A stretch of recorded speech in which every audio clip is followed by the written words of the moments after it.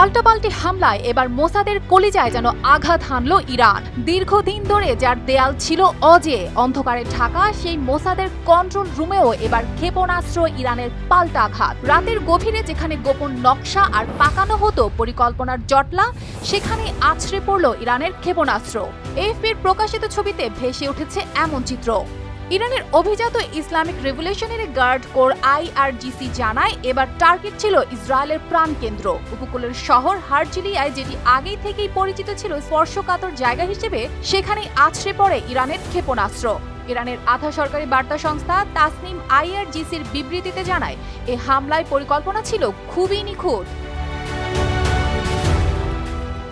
এদিকে ইসরায়েলি গণমাধ্যমও স্বীকার করেছে, হারজিলিয়ায় এই হামলায় কেঁপে ওঠে সেই সুরক্ষিত এলাকা, যেখান থেকে সাধারণত বহু গোপন অভিযান পরিকল্পনা করা হয়। সেনা ও গোয়েন্দা কর্মকর্তারা মুহূর্তেই চাপে পড়েছে। বর্তমানে আতঙ্ক আর অজানা শঙ্কার ছায়া যেন ঘিরে ধরেছে পুরো শহরকে।